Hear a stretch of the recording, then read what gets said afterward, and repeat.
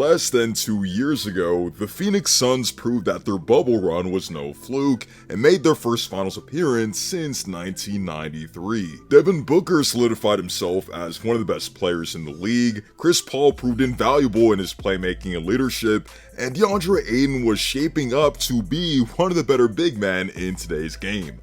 But in 2023, things look pretty bleak for the Phoenix Suns.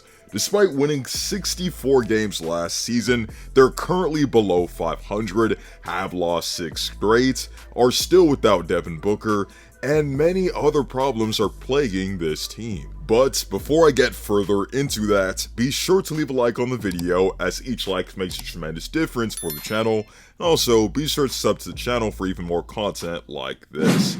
Heading into this NBA season, things were already turbulent for the Phoenix Suns in terms of their ownership situation, Deandre Ayton's hectic free agency, and Jay Crowder out of nowhere deciding that he was going to sit a portion of the season.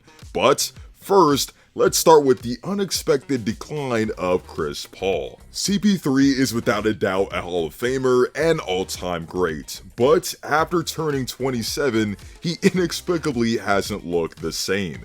In their collapse against the Dallas Mavericks, he averaged just 9 points and 6 assists in games 3 through 7, and lacked the aggressiveness, explosiveness, and dominance in the mid-range that we're used to seeing from him in games prior.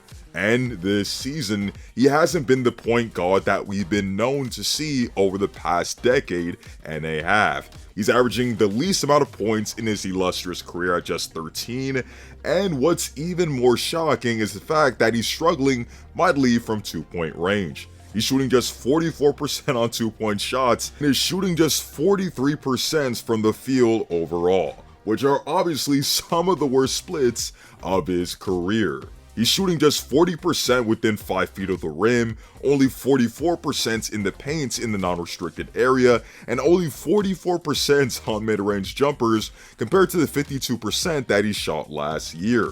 To be fair to Chris, he was sidelined for 14 games due to a sore heel and is still working his way back to the swing of things, but he's now listed day to day due to hip soreness that he experienced in the Heat game. With Paul not playing up to standard and even missing more time, the Suns are down yet another ball handler outside of Devin Booker. Prior to injury, Devin Booker's actually having a great season, averaging career-high 27 points with 6 assists and 5 rebounds on 48, 37, and 85 splits. Matter of fact, he scored 58 points in 42 minutes to put away the New Orleans Pelicans in a highly contested game just weeks prior. But in his absence, the Suns have struggled mightily to find consistent offense, having scored only 100 points twice in their last 6 games. Matter of fact, the Suns are the only team in the entire league that hasn't scored at least 100 points in 2023, and it's been 4 games. Unfortunately for the Suns, Booker is expected to be out for at least 4 weeks due to his groin injury, and Cam Payne, another valuable ball handler for them, is still out for at least another 2 weeks. In the grand scheme of things, the Phoenix Suns aren't awful on every front, as they still boast one of the better starting 5s in the league with CP3, Book, Cam Johnson, Mikal Bridges, and Deandre Ayton. But that 5 have only played 67 minutes together this season, with Cam Johnson only playing 8 games this season, on top of the other aforementioned injuries. These inconsistencies in lineups is a huge reason why the Suns can't guard a parked car. Despite having elite offenses and defenses over the last 2 seasons, they've been dead in the water since December 1st, having the 22nd worst offense and the 23rd worst defensive rating in the league. Again, having a lack of ball handlers and wing personnel in general will do that to you, but even when they've had most, if not all of their parts, the Suns have left much to be desired. Just like in their nationally televised game against the Boston Celtics, where they were blown away by 27 points.